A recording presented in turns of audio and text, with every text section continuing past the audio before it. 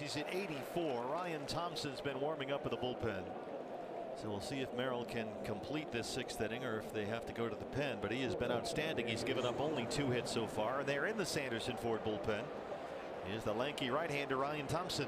Yeah, if anything, Merrill, for me, has gotten sharper as the game has gone on. We talked about that slider in the early going. Just didn't seem to have a real good feel for it. He missed a couple times with the changeup down low out of the zone. But as the game has progressed, he's kind of found everything. He's found the location that he wants on every pitch. Swanson finds that one. A little bloop the other way for a base hit. His first hit in the series, a 1-out single. And yep, here comes the skipper, Torey Lovullo. Merrill Kelly. He missed 4 months last year with that shoulder strain, a huge loss for the Diamondbacks. And he has come out here tonight and pitched a beauty. 1 run on 3 hits. He leaves after 5 1/3 with a 6-1 lead. Merrill Kelly will exit, and we are back after this.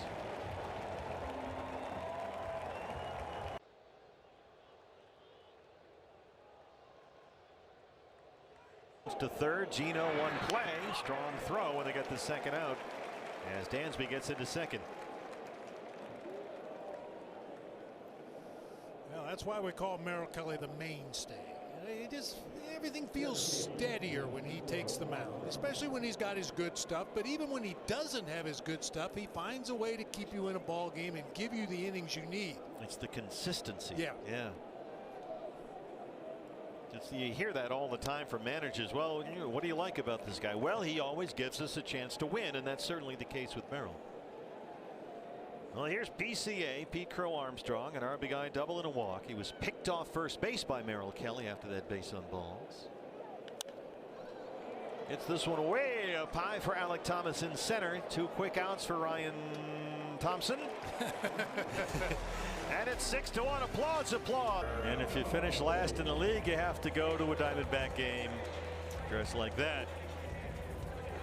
Had to sit next to some clown. Hey, suit up this year at MLBshop.com. Check out the largest selection of authentic jerseys, caps, hoodies, t-shirts, the whole thing. Visit MLBshop.com, the official source for your Diamondback gear. Eli Morgan back out there on in relief of Jameson Taillon. Geraldo Perdomo, an RBI single his last time up, leads off the home half of the 6th inning.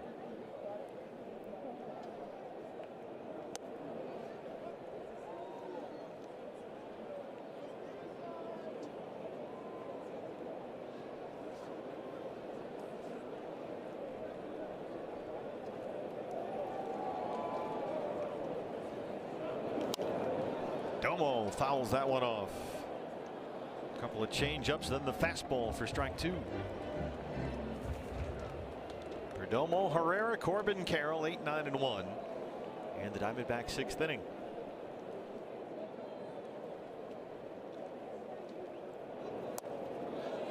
Did he check?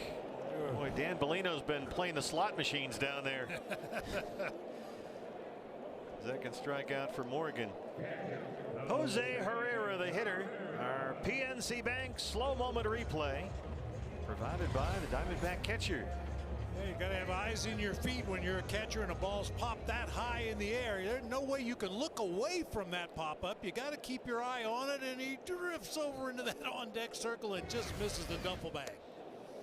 Every time I see a play like that, I think of Dalton Varsho when he was here and catching. Remember, he would always carry his mask with him and hold it. He would never drop it. Dalton on the injured list right now with more shoulder trouble in Toronto. It kind of used to be a game for catchers. You know, you see a pop-up go up, you take off your mask, you look where the ball is, you see where the umpire is, and then when you throw the mask away, you try to hit him in the shin guard. What? Boy, it's a mean-spirited game back then. Oh, pretty good pitch right there by Morgan. That changeup was in there.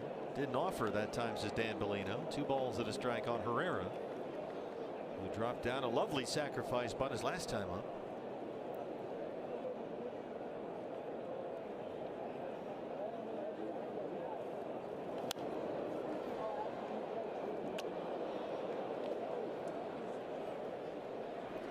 Sanderson Ford bullpen, the veteran left-hander Joe Mantiply.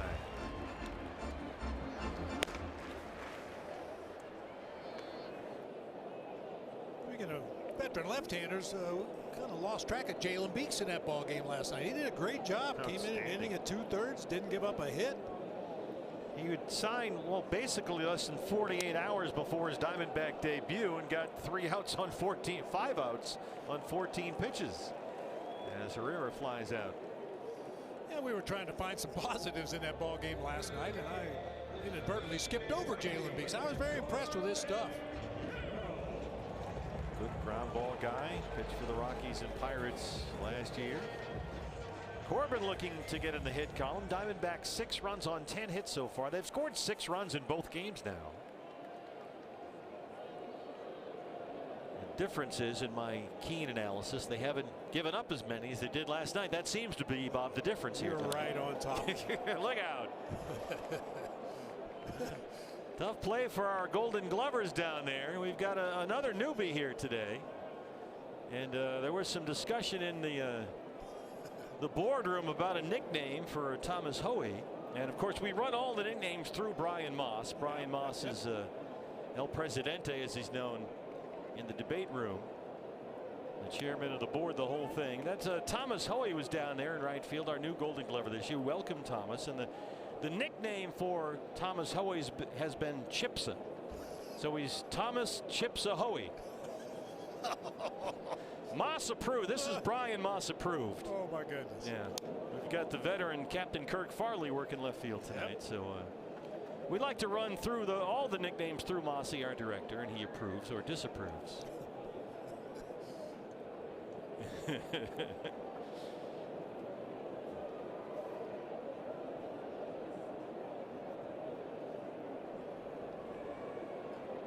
1-2 on Corbin Carroll. Oh yeah, he did not check that time. Good slider there from Morgan. It works a 1-2-3-6. That's 6-1 Diamondbacks. And ideally in a situation where you anticipate using them throughout the rest of the year. I mean, obviously the roles are going to change, and some guys are going to be down one day. But you know, you pick your spots in the opposing lineup, and you bring Joe Mantiply in, and he strikes out the first right-hander. Shaw goes down looking, 1 away. No tricks for Joe Mantiply. He's done the same thing pretty much his whole career, throwing that big bender up there, starts it off the plate away to a right-hander. Most of the time they give up on it, like Shaw does, and it sneaks in there for a called strike. Carson Kelly 0 for 2. Carson's got the big bat waggle going this year, like the pendulum. Got a 2-year deal from the Cubs in the offseason. Cubs felt like they wanted to create a strong catching duo. Is this the line drive double down the left field lane? He's come close twice now.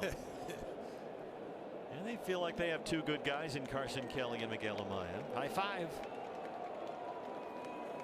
Outstanding. Nice. Give it to a kid. How old is that kid? Aren't we all kids at heart? That's why we're here. That's why we're here.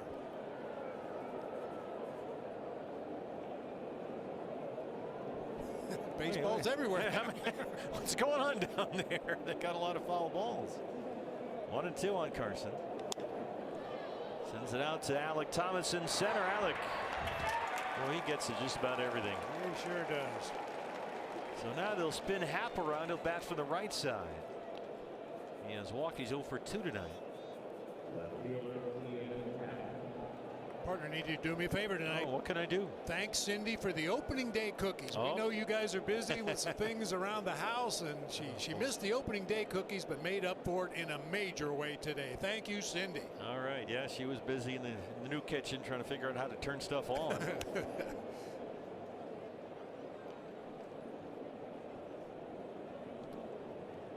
She sent her apology. She said, "Tell Bob I'm sorry. We've got all this movement stuff going on. I'm a day late with opening day cookies, but well, let's face it, it's probably why we lost yesterday." I'm pretty sure that was the reason. So we're making up for it tonight. They are outstanding.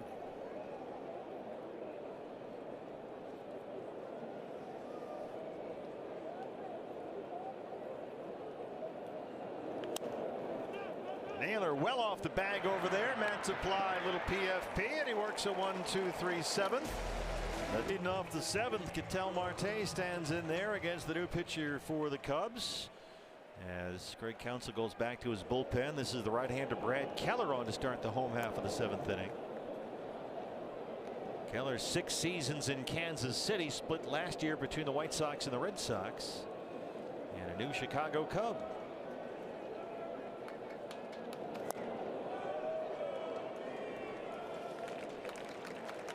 Ketel singled in the first. He's 1 for 3.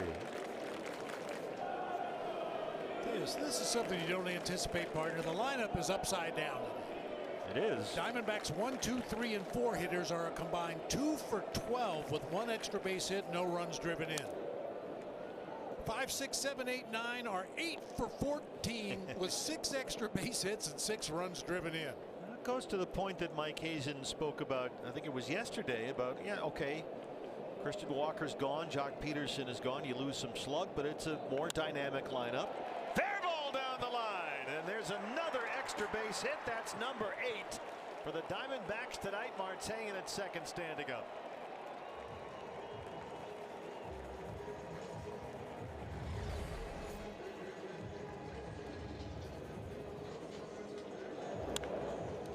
Slider that stayed over the heart of the plate for Marte that time. 13 balls put in play in this game, over 100 miles an hour exit velocity, 11 by the Diamondbacks.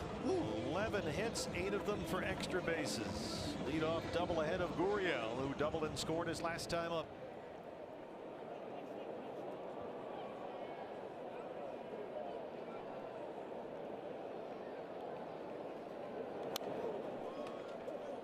Oh, that was a hanger from Keller. Just a slider that hung there on a tee.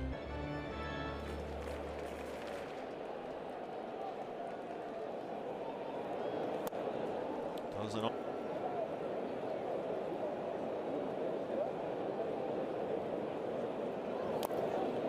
Lourdes got all the purple going, as he so often does. Let's see, the elbow, or the pads on the elbow, the sweatbands, the gloves, the shoes, the belt buckle, the protector thing. He's all purpled up, head to toe, literally. Yeah, you can't see the hair with a helmet.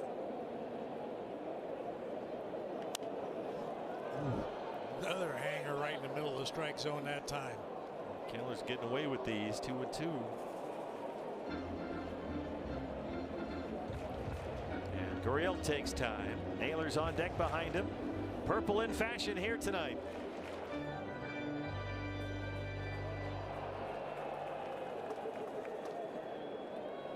Got the purple t-shirt going on too. All working.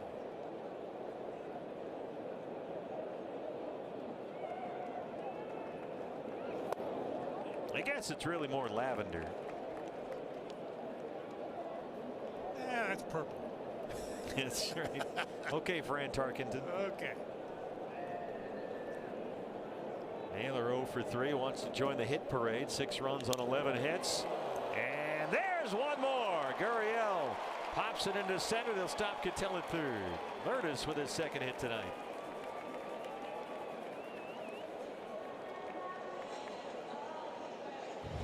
That went down a hero. 97, just off the outside corner that time, right off the end of Lourdes' bat, but just enough to get it past the guy that's got tremendous range out there at second base. Josh Naylor, there it is. What's left? Just some kindling.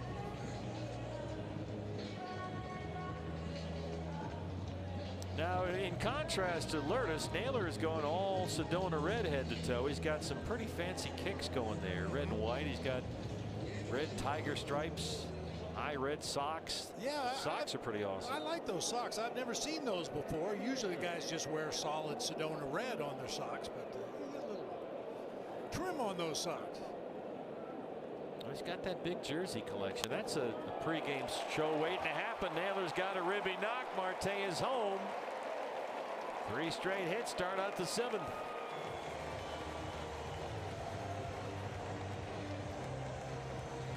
Counsell brings his infield in this particular situation, and a hard ground ball back up the middle will produce a run every time. Well, there's Pavin, who's had a big night. The DH, 3 for 3. He has doubled twice, scored twice, and knocked in a run.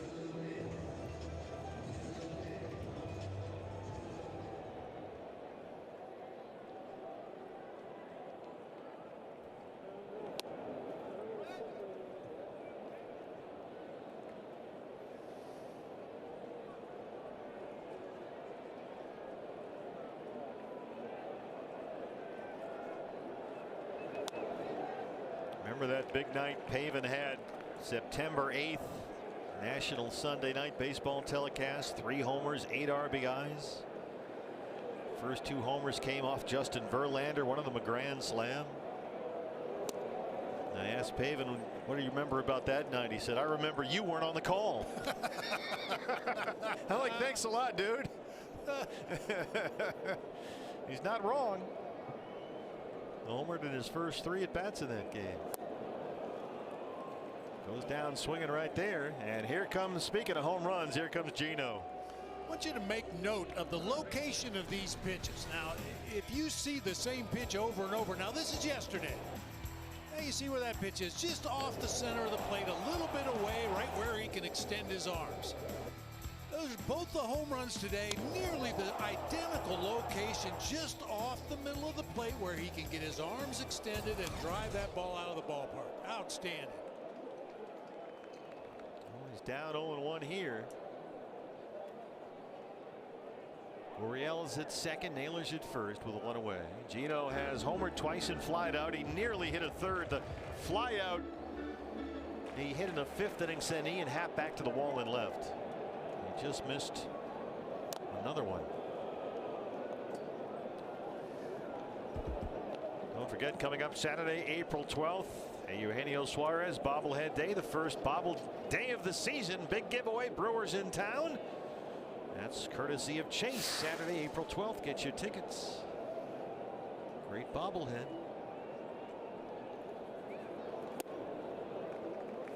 So Gino, so far, we're not yet through the 2nd game of the season. He has homered for the first time in his career in the first 2 games of any year. He's got 3 so far. Nice play at third by Shaw. That was slick. They can't quite turn 2, but there's a good look at that rookie at third base. They like him so much. Matt Shaw with a fine defensive play. Hard right at him on a couple hops, goes down to a knee, spins, strong throw on to Nico Horner, but Gino busting it down that line, avoids the double play right there. Pretty nice play by the youngster down there at third. So now it's 2 on and 2 out. Gurriel at third base, Suarez at first. Alec Thomas has had a good night, 2 for 3. He's doubled twice.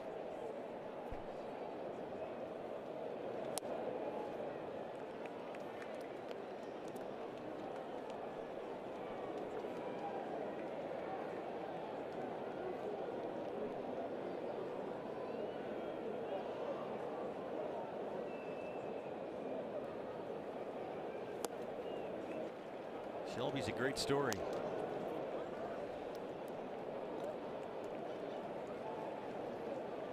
Good to see Alec come out hot. He did not have the best ever spring. He's hit the ball hard twice tonight, 2 doubles. Chase that sinker down there, 2-2.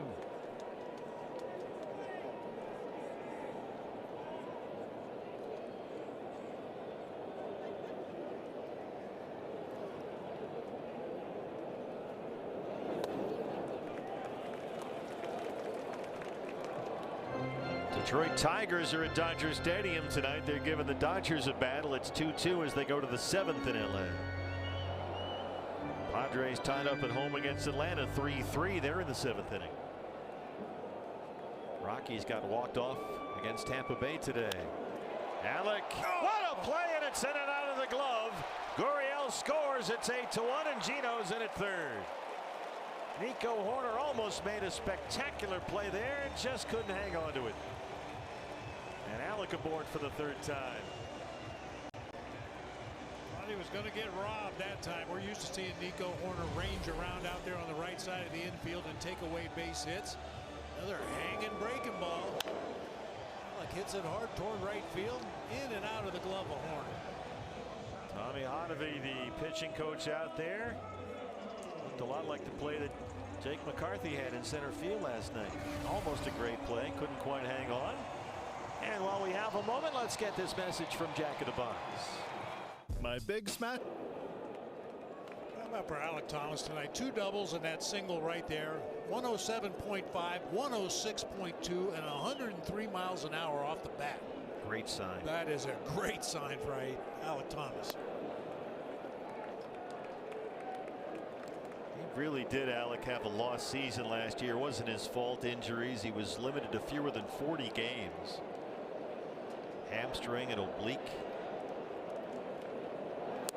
It's a big reason why Torey Lovullo wants to give some of these guys extra off days the first few weeks. Want to avoid those soft tissue muscle injuries. He says, I don't want anybody going 0 to 60 here in the first week or two. Got to keep these guys healthy. They lost Thomas early last year. They were without Perdomo for 2 months with that meniscus tear. Moreno getting the night off tonight. 3-1 on Geraldo Perdomo. Domo sends it out to Tucker in right field. And that'll end the inning. Diamondbacks get 2. Coming off a busy season with the Tigers, where he made 51 appearances out of the bullpen. Brian Kaplan, the new pitching coach there on the left. And that was a big role for Shelby on a Detroit team that went to the postseason. But they really liked the way he was just consistently throwing strikes with fastballs in the mid-90s. Goes off speed right there. Little splitter at 88, had some down and away movement from Kyle Tucker. You definitely want to stay down and away from Kyle Tucker.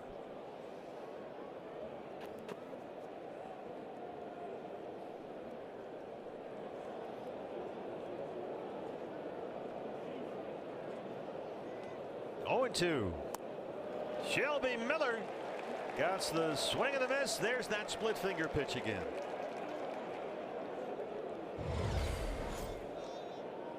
Some movement. Oh, starts at the bottom of the strike zone. Looks like it's going to be a hittable pitch for a low ball hitter, and then it just disappears. Good start for Shelby. Hitter for the Cubs, Seiya Suzuki. Chicago so far just 1 run on 3 hits. Shelby drops a sweeper in there to steal strike 1.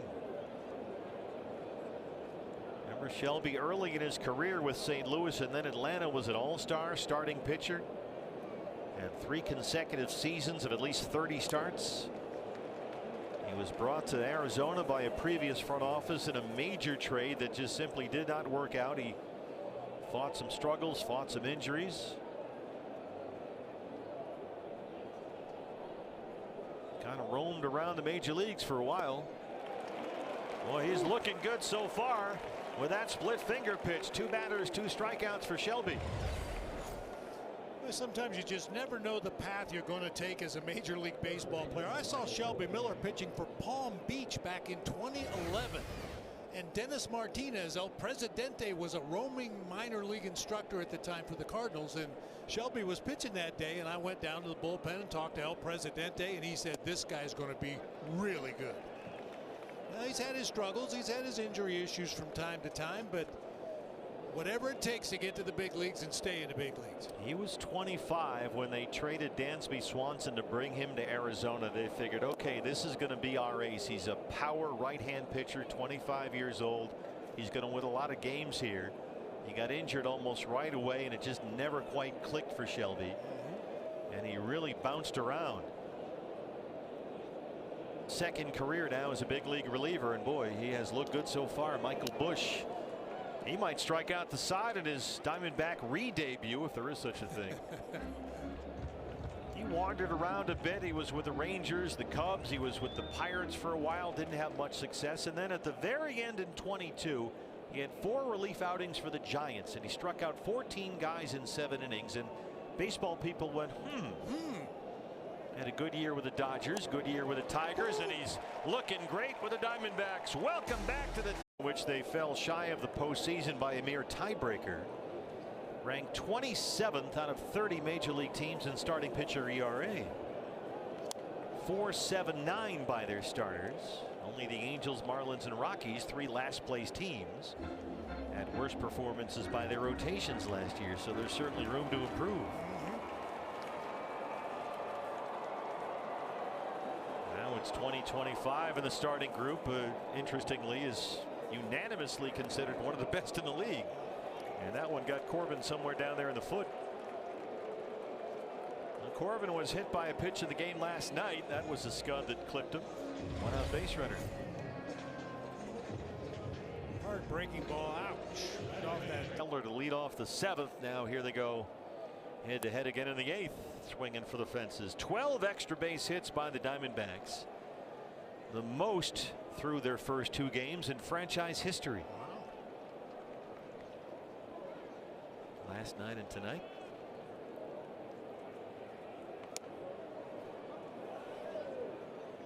Oh, 2 on Marte.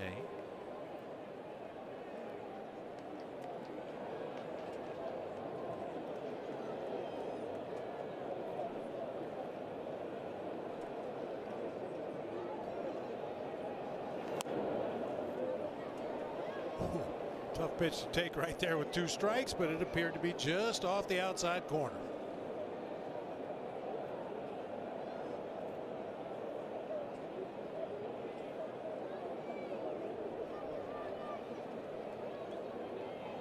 One and 2 on Cattell. And he waves at that one, a sinker away again. Let's take one more look at that 8th inning by Shelby Miller. 3 up, 3 down.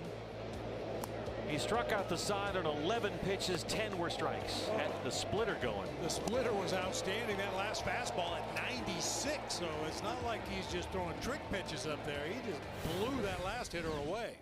Perseverance. He has hung in, man. Strike 1 to Lourdes, who has singled, doubled, and scored twice tonight.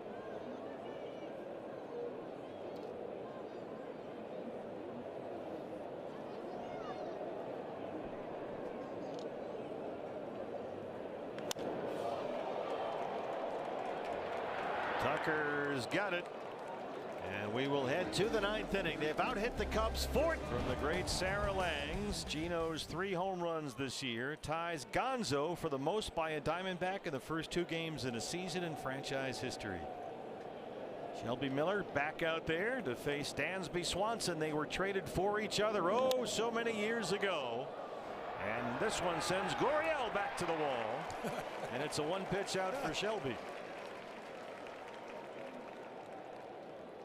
Another great crowd in here tonight. Wire cam presented by Defy.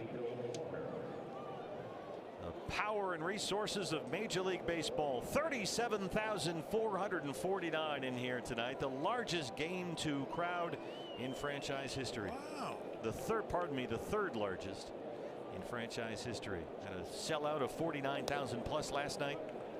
37,000 plus in here tonight. I think back to when I played with the Giants at Candlestick Park. We'd have 62,000 for opening day and 6,200 for game 2. Everybody's excited about this Diamondback ball club this year, and tonight we're finding out why. Boy, that just tied them up and in on Nico Horner, and it's 0-2.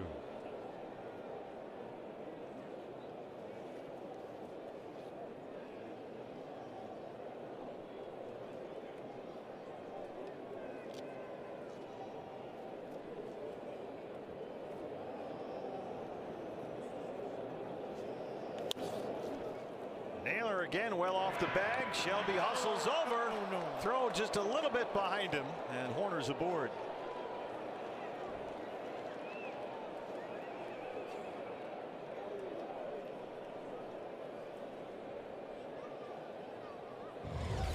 Play by Naylor to get to the ball, but his throw to Shelby Miller, as you said, just a little bit behind him. You're always better served, if possible, to run toward the bag and give a nice underhanded toss, but Josh felt he didn't have enough time to do that, so he makes the overhand toss, and Shelby might have pulled his eye off the ball just a little bit as well. Pete Crow Armstrong, the hitter, an RBI double back in the 2nd inning. Cubs and a 1-0 lead after top 2. Horner on the move. This is hit deep to left field for Lourdes, and Horner hustles back to the bag. Post-game preview brought to you by Casino Arizona. Jody Jackson, Mark Gray standing by. They'll break down this one and look ahead to tomorrow evening, a 5:10 first pitch with Brandon Pfaadt on the mound against Shoto Imanaga. Boy, he carved up the Diamondbacks last year. He sure did. Imanaga, really good pitcher. Shaw, the third baseman, last man standing for the Cubs. It's along the line in right, might stay playable. Corbin is got it. Attaboy. And how about that for a bounce back for your Diamondbacks? A terrific start from Merrill Kelly. Shelby Miller grabbed some headlines, but this is led by Gino in the offense. 14 hits, they win it 8-1. 8 of the 14 hits for extra bases. They were 6 for 17 tonight with runners in scoring position. So the series even, a game apiece. Brandon Pfaadt gets the baseball tomorrow. Up next, Jody Jackson.